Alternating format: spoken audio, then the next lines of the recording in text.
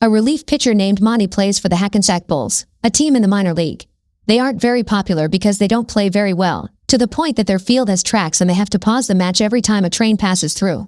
One day, Monty tells his best friend and catcher Spike that there's a man in the audience taking pictures of him. His name is Donaldo and he did the same in the last 3 games, so Monty thinks he may be recruited to the big league soon. However, Spike thinks Monty is hoping for too much. The Bulls miraculously win the game, so the team goes to a bar to celebrate. Monty and Spike find 2 women who enjoyed the game and flirt with them, intending to take them home. Outside, Donaldo is calling his boss to inform him of Monty's movements. It turns out he's been following him around for days. At that moment, the women's boyfriends arrive and get very angry when they find them with Monty and Spike. An argument ensues and part of the crowd leaves, sensing that things will escalate. A woman even calls the police in advance. As predicted, the boyfriends and the baseball players get in a fight, throwing punches left and right. Some people enjoy the action and others even get involved. Fighters are thrown on tables and chairs are used as weapons. The next morning, Monty and Spike are still in jail for the fight. Their coach Charlie comes to inform them that the team's administration won't pay for their bail. The duo is worried about missing the last game of the season, but Charlie explains the higher-ups don't care about them anymore. They plan to hire younger players to renew the team. Charlie points out that Monty got to play for 15 years and that's more than the average person gets, so he should be grateful. A few hours later, the duo is taken to the courtroom, where they're charged with multiple things, like assault and destruction of property. The guys swear they're innocent and even argue with the judge, who gets annoyed and sets the bail at $3,000. Since they don't have money, they're about to be sent back to their cell, but the moment is interrupted by Donaldo. He explains he represents an anonymous party that will pay for the bail and fines as long as the duo pleads guilty. Still thinking that Donaldo is a scout, Monty happily takes the deal. Afterward, Donaldo takes the guys to New York. Spike freaks out when they enter a corporate building and thinks Donaldo is an undercover cop trying to trick them with the scout story. Donaldo points out that he never told them he was a scout and explains that he was hired by a law firm. The group enters a fancy office and Monty is taken to see the lawyers in private. They represent Monty's great-uncle Rupert, who had a big argument with the family in the 30s. He disappeared after that fight and nobody ever heard of him again. It turns out that Rupert became one of the richest men in the country and since he died last month, Monty is now the sole living heir. However, the will has some special conditions. The lawyers then play a recording that Rupert left for his heir. Monty is shocked to see that his uncle is white, but Rupert predicted this and explains that his father had 2 wives, one white, one black. He's very disappointed in Monty for being a failure, and shares the story of how his own dad punished him as a kid. That's why he'll punish Monty the same way, by making him hate spending money. If Monty wants to get his uncle's huge fortune, he must complete a challenge. He has 30 days to spend $30 million, but there are some rules. After the 30 days are over, he mustn't own any assets except for the clothes on his back, and he isn't allowed to destroy anything he buys just to get rid of it. He can hire anybody he wants, but he must get value for their services.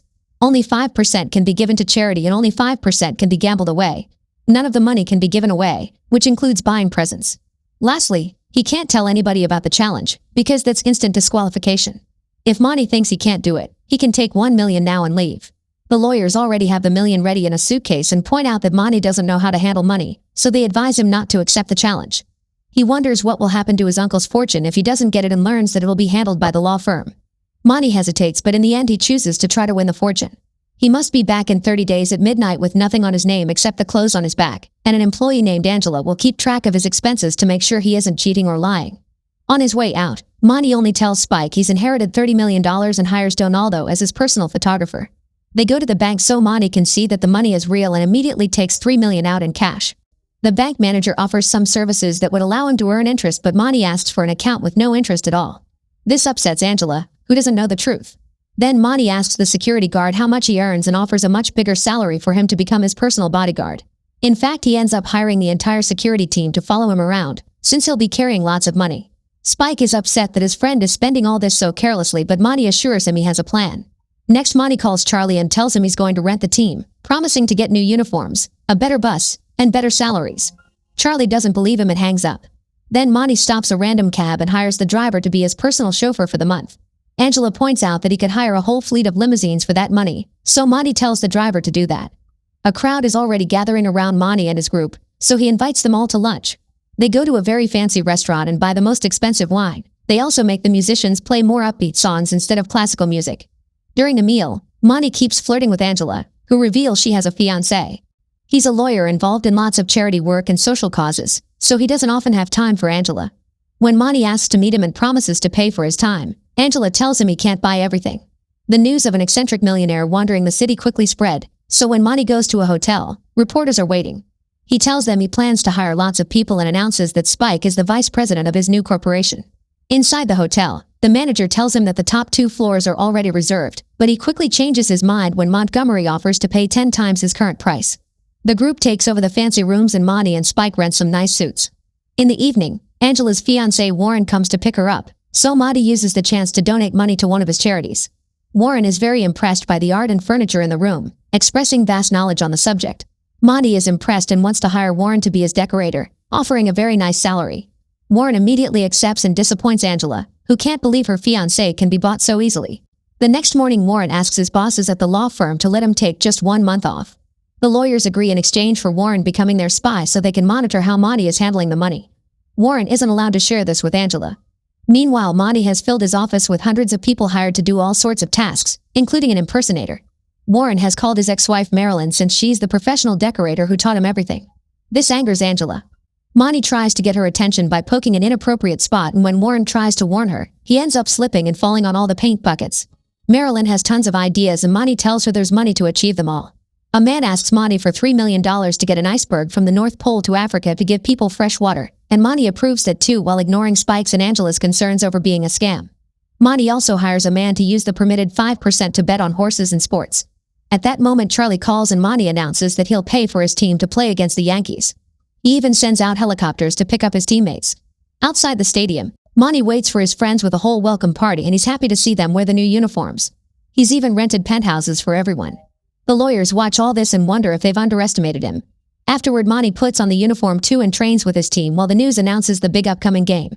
In the evening, Monty brings a woman to the hotel, but when they're about to do the dirty they're interrupted by a call from Angela, saying they have to discuss something extremely important and urgent.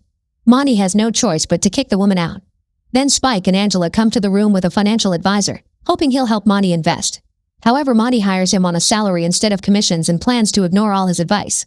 Spike and Monty choose to relax by playing some baseball and Spike uses the chance to tell Monty he should invest in things like jewelry or stamps. This gives Monty an idea, so he rushes to a collector's shop and buys the most expensive stamp in history. The next morning the lawyers see this on the news and laugh because Monty has bought an asset. However, they receive a postcard from Monty and are furious to discover he used the expensive stamp to send it. They decide to tell Warren the truth about the challenge and ask him to create an error in Angela's accounting, promising a good reward if the law firm wins the money. Later, Monty watches the news and learns that his stocks in the iceberg company have tripled thanks to his investment. Worried about the new money, Monty tells his employees to sell it all. To make matters worse, the gambler has won all the bets too. Monty panics and tells Angela to donate it all to charity. Marilyn is done with the decoration and has added lots of things to the room, but Monty asks her to do even more. Since Warren is so busy helping her, Angela agrees to have lunch with Monty, saying she's impressed by a man who is happy to donate so much.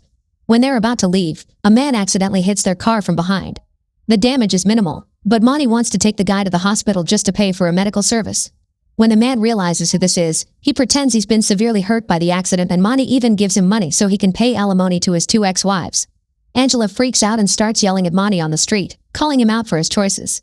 Warren watches this from the window while Marilyn tells him that Angela may not be a good partner after all, since she's embarrassing herself in public. During dinner at a restaurant, Warren tells Angela that she's been too friendly with Monty and wonders if her feelings for him have changed, which angers her and causes her to leave.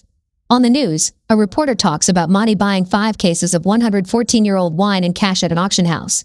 He opened the bottles at a reception for the public to share the wine with everyone. Sometime later, Spike and the financial advisor announced that they did some investments behind his back and made $10 million. Monty freaks out and the others wonder what's wrong with him.